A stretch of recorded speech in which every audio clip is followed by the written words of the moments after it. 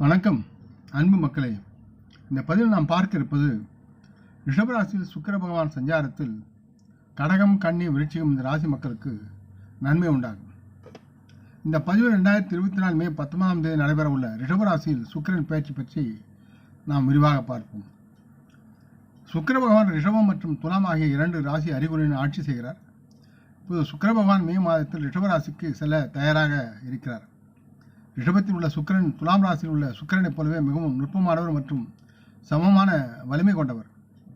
சுக்கிர பகவான் 19 மே 2024 அன்று காலை 8:29 நேரத்திற்கு ரிஷபராசிக்கு பயணம் செய்ய தயாராகிவிட்டார். சுக்கிரன் தனது சொந்த ராசியில் எப்பொழுதும் இந்த நேரத்தில் வாசம் செய்கிறார் மற்றும் பெரும்பாலான ராசிகளுக்கு அவர் அதிசயங்களை செய்வார். இந்த சஞ்சாரம் ராசிக்காரன் வாழ்க்கையில் என்னென்ன பலனை தருகிறது என்பதை நாம் பார்ப்போம். ரிஷபராசியில் சுக்கிரன் சஞ்சாரம் கடகம், கன்னி, விருச்சிகம் இந்த 3 ராசி மக்களுக்கு நன்மை உண்டாகும். அதே நேரத்தில் நல்லதொரு பலன்களையும் தந்து இந்த ராசிகளை அவர் ஆசீர்வதிக்கிறார்.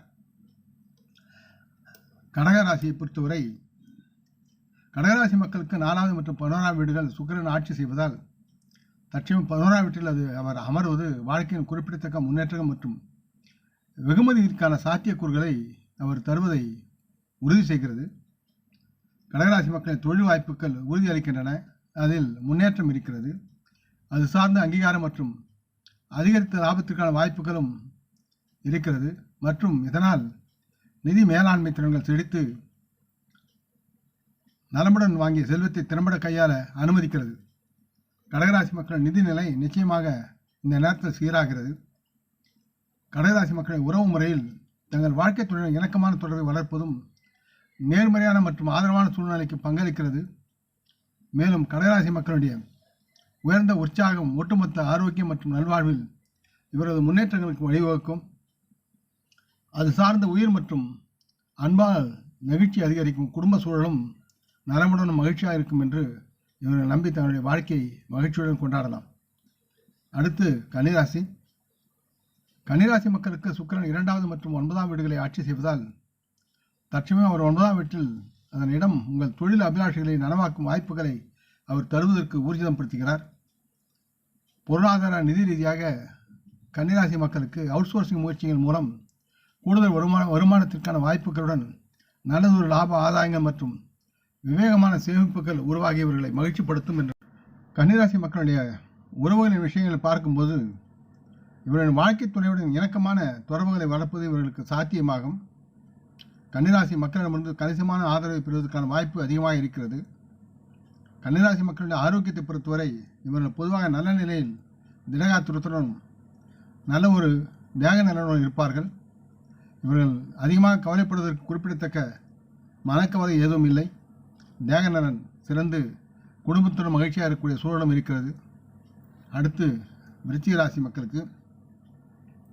விருச்சிக ராசி மக்களுக்கு 7வது மற்றும் 12ஆம் வீடுகளை சுக்கிரன் மேற்பார்வையிடுவதால் தற்சமயம் 7வது வீட்டில் அதன் இடம் உங்கள் முயற்சிகளில் இருந்து கணிதமான பொருளாதார நிதி பலன்களை பெறுவதற்கான சாத்தியக்கூறுகளை அவர் தருவதற்கு தயாராக இருக்கிறார்.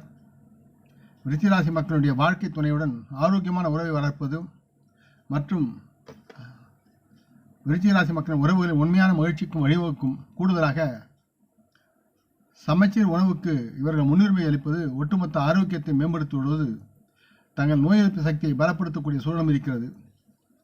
சுக்கிரன் பற்றி பொதுவாக நாம் அறிந்து கொள்வது